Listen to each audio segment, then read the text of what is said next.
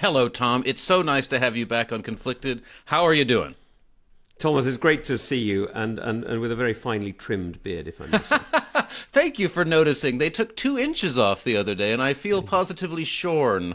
There you go. You're getting ready for the summer. That's what it is. Now, just to make sure all of our dear listeners remember you, I mean, you need no introduction, I know, but you were the chair of the Foreign Affairs Select Committee in Parliament between 2017 and 2022, and then you were Security Minister between 2022 and 2024. You remain a Tory MP in Parliament, and so you're really the perfect person to talk to, I think, about, first, the UK's response to the ongoing war in the Middle East.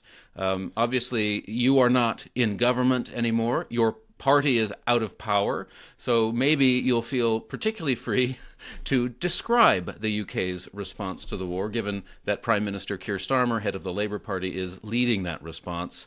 First of all, how would you describe, perhaps objectively, before we really get into the thick of it, that response? Well, I think objectively and politely, you can describe it as confused. I mean, this is a policy that has seen us objecting not only to taking part in any action, but also to lending any of our assets to the US-Israeli attack.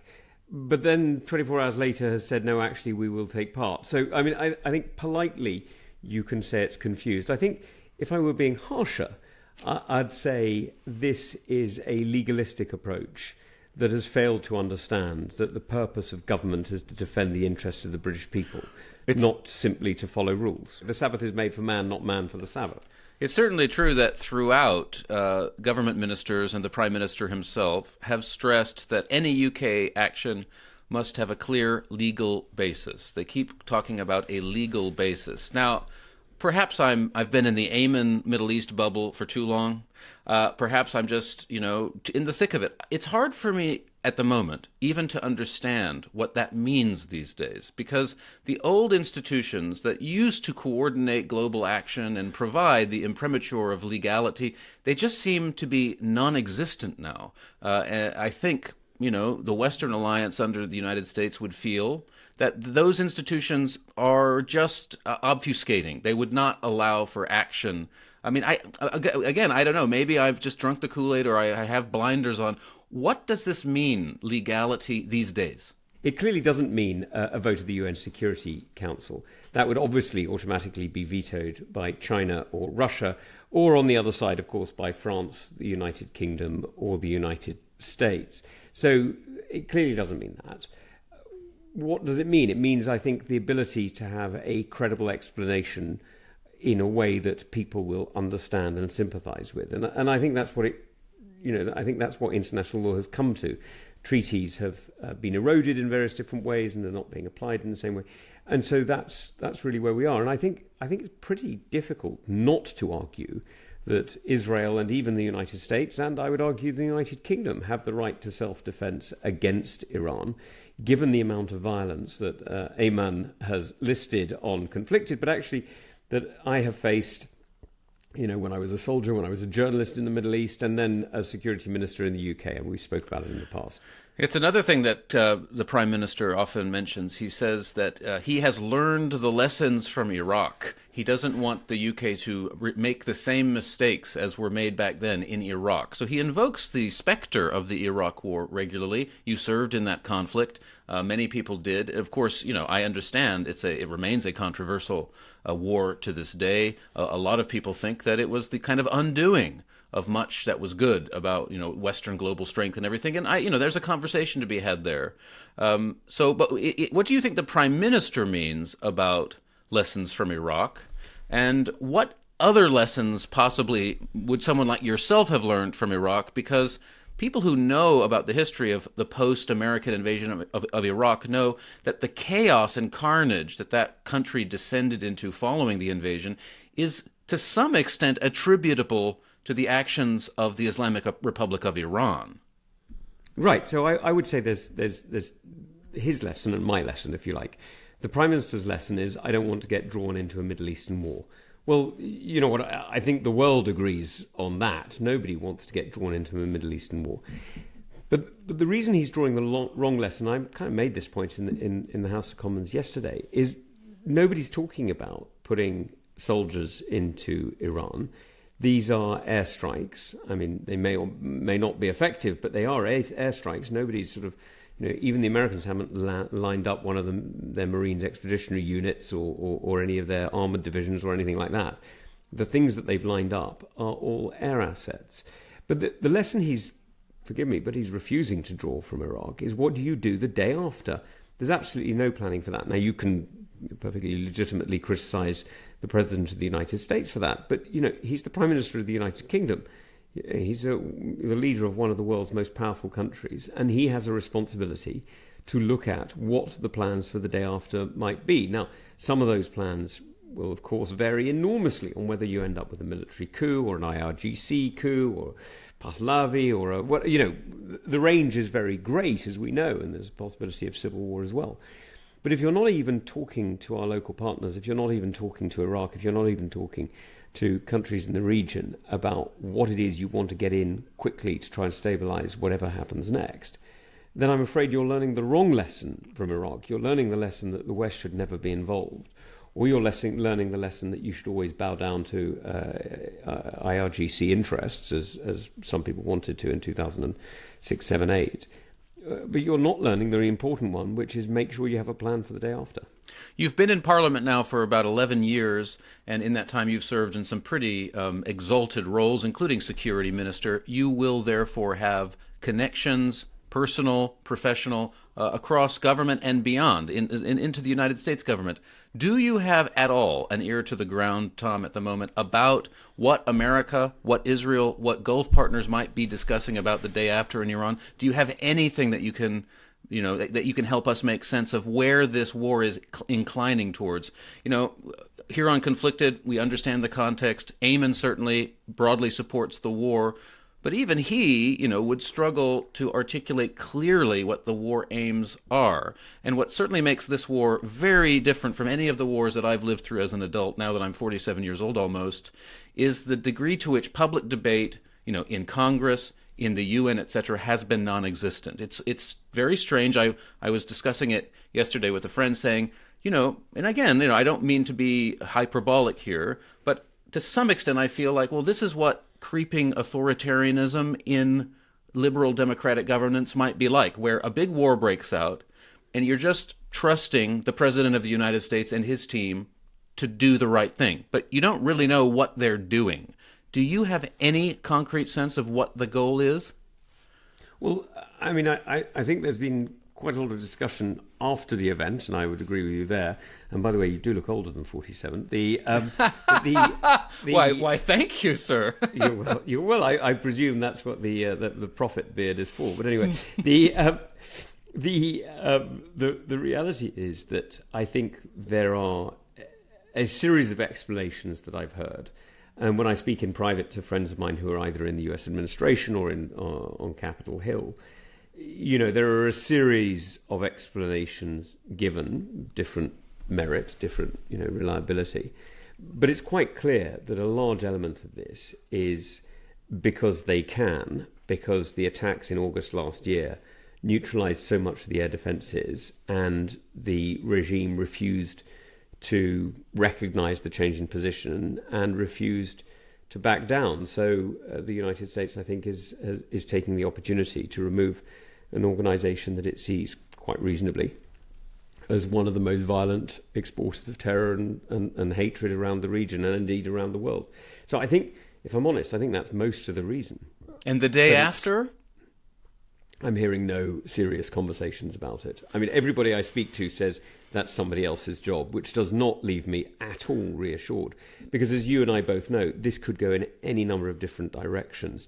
And, if you want to support an individual, I'm not saying you've identified them, but let's say there is an individual you wish to support, either inside or outside the country, what money are they going to have? Where are they going to get the medicines from? How are they going to arm their police? I mean, these are the sort of the next day questions that are not being addressed. Well, it seems then that we really have not learned the lessons from Iraq, and America is kind of blundering again. That's pretty serious stuff. And as far as I'm concerned, that raises for me the likelihood that what we're looking at is a massive, serious civil war situation in Iran, which will be terrible. This is, for me, the worst possible outcome. But returning to your experience in Iraq, sort of explain, to the extent that you know, the role that Iran played in that quagmire. Notoriously the IED phenomenon in Iraq, which killed many American and British soldiers and other soldiers of the coalition and many Iraqi civilians.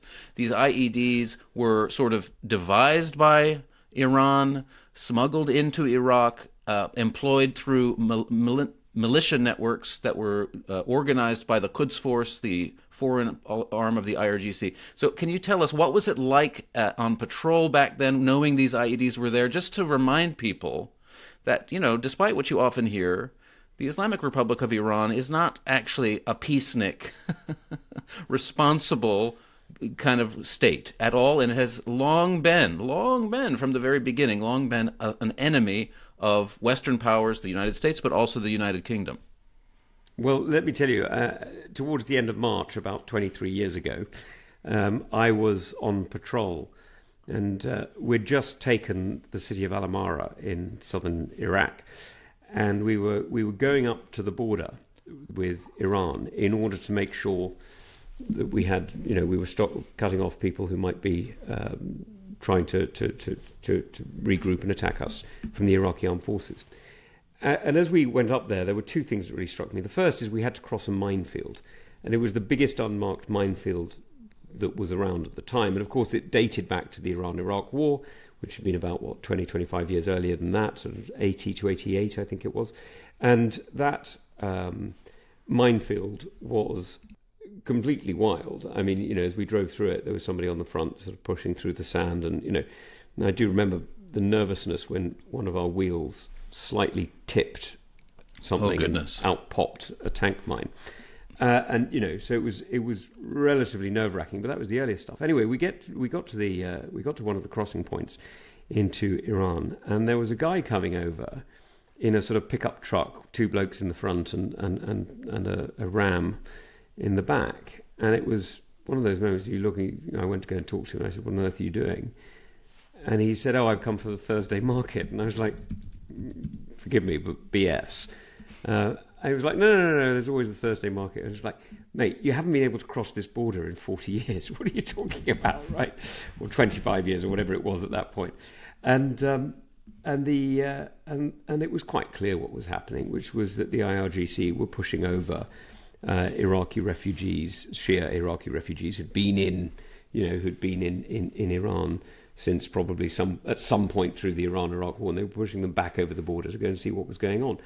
Anyway, that was 2003. That was the first time I came across, I mean, it was wrong to call them IRGC, but IRGC agents or whatever you want to call them, pushed over.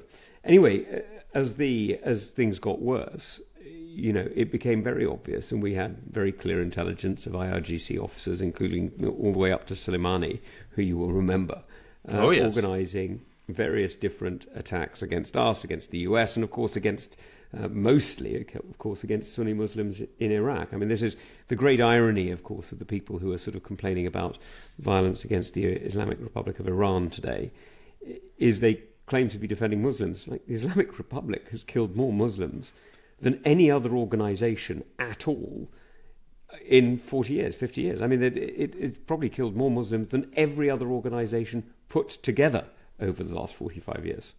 Yeah, I mean, the Islamic Republic of Iran is an interesting beast, and of course I should say, the Western relations, the UK-US relations with Iran have kind of gone up and down and round and round. I mean, literally 2 months after you entered Parliament in 2015, the now notorious Iran nuclear deal that Obama's administration carved out with the Iranian regime was signed, and then Donald Trump came to power, and he had declared his intention to basically tear up that bill. There were debates in Parliament. At the time, you were concerned about just tearing up the bill. It seemed like a reckless thing. Also, I think we must remember at that time, Iran was, and this is very strange to think, an ally to some extent of us in our anti-ISIS campaign. So things come up and down in this relationship. But there was that long period that Barack Obama initiated, Donald Trump pushed pause on, President Biden resumed, where the goal was to reach out to Iran diplomatically, to try to bring them into the family of nations, to treating them like ultimately they were a rational and a reasonable and pragmatic actor. Now, this is now over. This will never again return. It could never return given everything that's happened. But how were you navigating your way towards understanding, how the Iranian regime is best understood? Because it's a learning curve when you enter politics and you're sort of dealing with this and that. What's that story like for you? Well, look, my first experience with the Iranian regime was really in the late 90s in Lebanon, when I was dealing with Hezbollah and occasionally had some encounters with IRGC officers who were the military attachés in the Iranian embassy in Beirut back then. I presume they still are. And those early days, really, I think most of us tried to have a working relationship with Iran. And as you rightly say, as things, as 9/11 happened, as the US went into Iraq, and then when we went into Afghanistan, we did, again, try and have a working relationship with them. Because, we can all see the problem, right? Overthrowing the regime in Iran was always going to be not only a tall order just to do it, but once you've done it, it leaves an extraordinary space. It's 2 million people over a vast area of Middle East or Central Asia, depending on how you count it. And it largely mountainous area or with forbidding deserts, not an easy terrain. Yeah, it's really, really difficult. And the idea that you can put in, 100,000 or even 1 million soldiers and govern it is rubbish. You can't. I mean, there's absolutely no way you can do that. Iran can and will only be governed by Iranians. That's not an arbitrary point. It's a simple observation of fact. And so everybody tried to make it work. Now, we've ended up in, forgive me, but I think a very serious situation, a very difficult situation, where despite having tried to make it work through the JCPOA, of which I was extremely critical because I just didn't believe that they'd stick to the deal, and despite trying to work with them in Afghanistan, where we tried in Kabul, we tried in various places, and they were making shape charges that tried to kill us in Helmand. In fact, we're pretty sure that one of the 2 suicide bombers who tried to kill me when I was advising the governor of Helmand was in some way paid or sent by the IRGC. So these people have been doing everything they possibly can to make life as difficult for us as possible. Well, when you were security minister, there was some debate in Parliament about whether or not to proscribe the IRGC. The Tories were in power then. The UK did not proscribe the IRGC. Obviously, the UK is a signatory to the sanctions against Iran. What was that debate like? Earlier this year, the EU designated the IRGC a terrorist organization. And the United States is leaning very hard on that designation to justify this war. The UK still has not proscribed the IRGC. What's the thinking there? What was the thinking there when you were there in government? Well, let me explain it, because it's important to know that prescription doesn't mean the same thing in every country, right? So first of all, being prescribed in the United States or prescribed in Europe is not as absolute as prescription in the UK. Now, I'm sure this is partly due to our own history. So prescription in the old days, from the Northern Ireland days, meant that you couldn't even hear the voice of anyone connected to an organisation. So they were completely cut off. You couldn't have any financial dealings with them. You couldn't meet them. You couldn't do anything at all. And anybody who did was committing a criminal act. So it was much, much stricter than US prescription or European prescription, where diplomats couldn't meet prescribed organizations in various very structured, very carefully arranged ways, but still. The second thing is, under UK law, the way that we think about it is we say, look, terror can only be committed by non-state actors, so terrorist groups like Hezbollah or Hamas or whatever they happen to be. But states, governments, can only commit war crime. They can't commit terrorism. It's it's not a useful definition to say that, Germany committed terrorism in the Second World War. No, they committed war crimes. They were organised as a structured state. Now, you can disagree with these words if you like. You can disagree with this language if you like. But given that proscription is a way of constraining a non-state actor, and the IRGC is part of the state, it doesn't work in UK legal terms. Now, my argument, by the way, that's the argument I got from the civil servants. My argument to the civil servants was, sure, but this is a political message as well, and that's why we should prescribe. And so I was always in favour of prescription. Now, where we've got to is that if you look at the National Security Act that I brought in 2023, the powers that have been given to the state to protect itself against state-backed groups like the IRGC are now stronger even than US prescription. So the reality is actually, in purely legal terms, the UK is exerting much more power against the IRGC than the European Union, or in some cases than the US. But you're right, it still lacks that political message. I see. Okay. See, it's good to have that clarity. People might think, wrongly, as it turns out, that because the IRGC is not prescribed by the UK, that the UK is sort of soft on the IRGC. But that's not true. No, it's not true. It's the laws constraining the IRGC are actually in many ways much stricter in the UK than they are in Europe. But it doesn't use the word. It uses a different word. They're designated under the National Security Act. The question of British military preparedness at the moment. There is a lot of talk in the media. A lot of talk, not in the media, but in really reputable security and defense think tanks. The Royal United Services Institute, for example, has described ammunition, equipment, and trained personnel depth in the UK military as, quote, dangerously hollowed out compared to the stated goals for that military. I think it seems like somehow, over the last 20 years or something, the British ability to project military power has declined, noticeably. And, the Tories were in power for a lot of that time. The Tories are meant to be the party that defends the military. So can you first describe the state of the British military now, honestly, and how it got there? Right, sure. So let's look at what we've got. At the moment, for the first time in decades, we have not got a ship either in the Gulf or in the Mediterranean. Now, this is the Royal Navy that traditionally has had ships everywhere. What's also weird about that, sir, is that there is a naval base in Cyprus in the Mediterranean and a naval base in Bahrain in the Middle East, but there are no ships. That's right. No, it's extraordinary. And, let me be apolitical about this. This is something that started in really the mid to late 90s when we took the peace dividend from the Cold War. It then got worse, even though we were fighting in Sierra Leone and then Kosovo and then Iraq and then in Afghanistan. It got worse during those years. And then you're absolutely right. In 2010, during the coalition years, and then in 2015 when the Conservatives came in, the numbers still didn't go up. And we consistently took peace dividends. And I'm afraid this is absolutely part of a growing welfare state and dependency culture and all the rest of it that goes with it.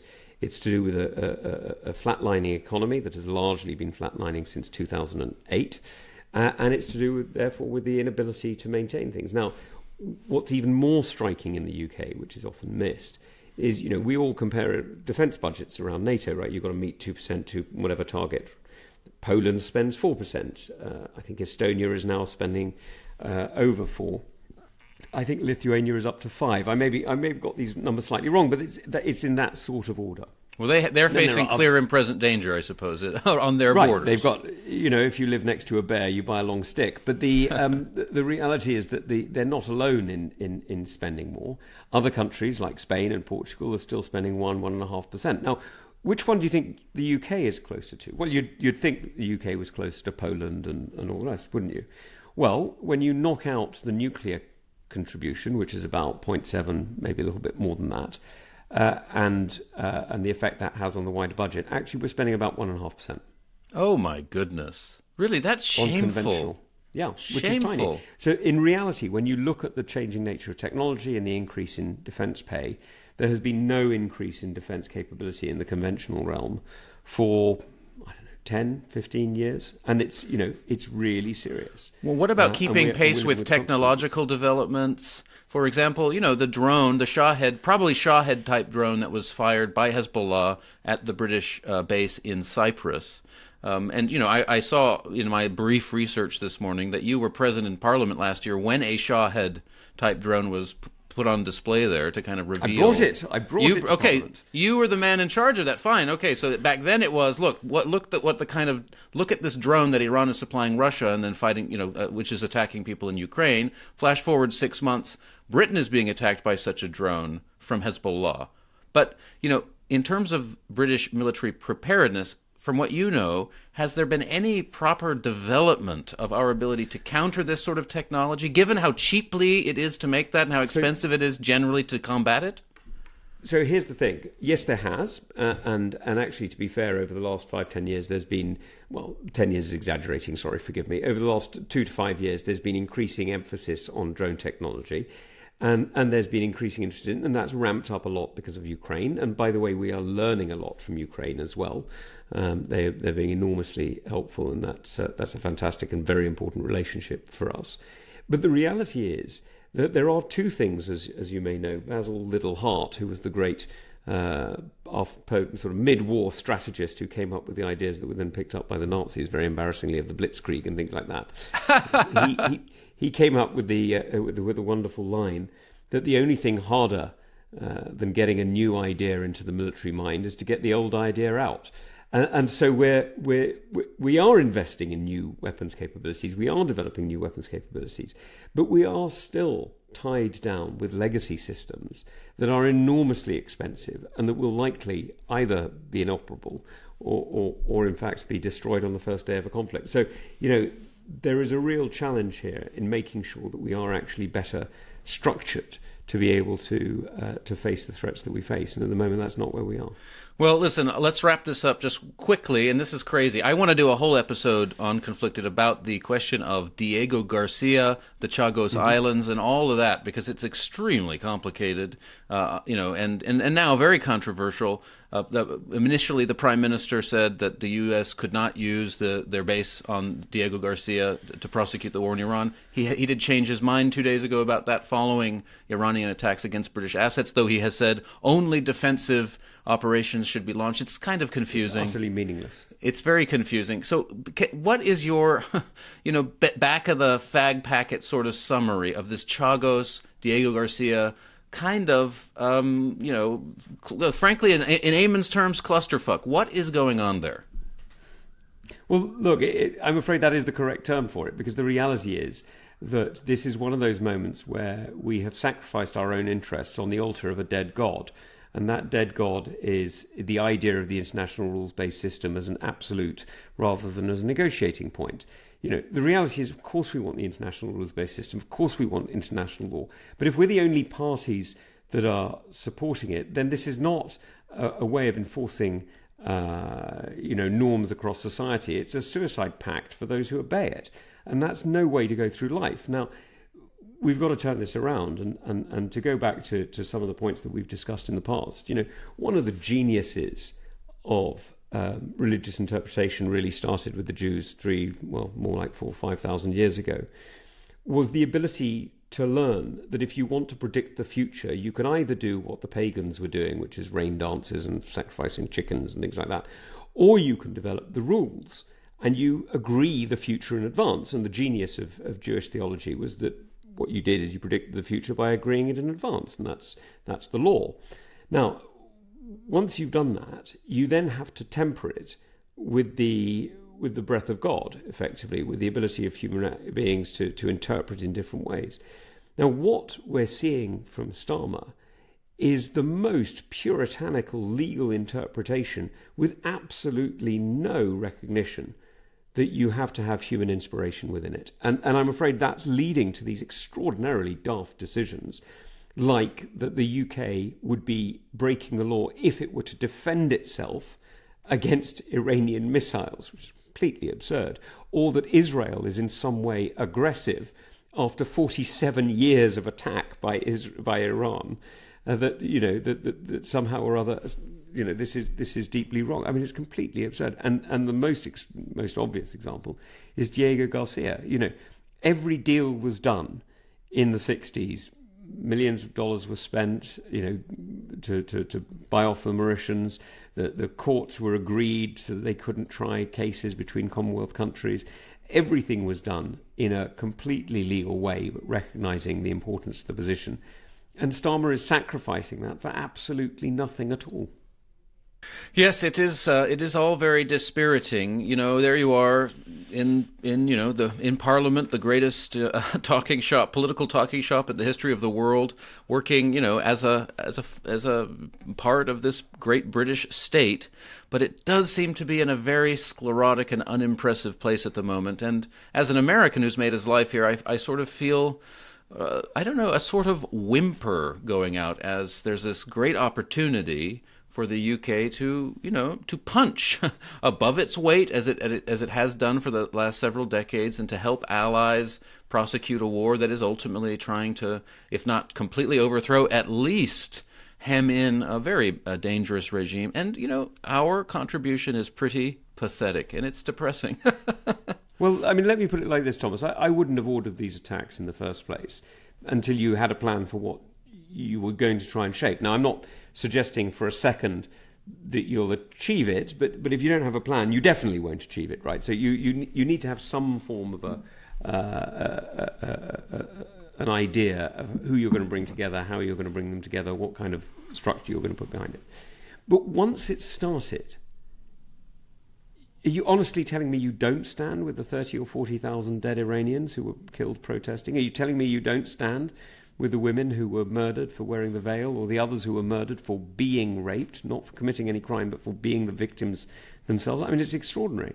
And now to see, protests going on in the UK and sadly a few other countries as well, standing with the Iranian regime, it's extraordinary. These are the people who murder Muslims. If you want to stand up for Muslim lives, you oppose Tehran, you oppose the mullahs, you oppose this hatred. Well, I do think about this absolutely every day. We call this podcast Conflicted, and, I am conflicted. It is hard to be conflicted about the malevolence of the Iranian regime, frankly. And so I do see many, many millions of people who are educated, and they clearly have a totally, 180-degree different view of the world from mine. Just...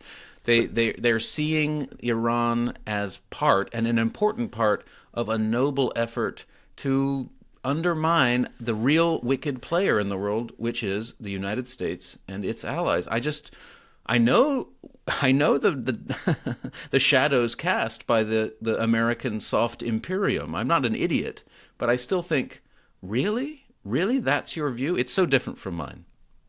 Well, I agree. And then in recent days, our friend Ayman was quite literally under fire by Iranian missiles simply because he happens to live in the UAE.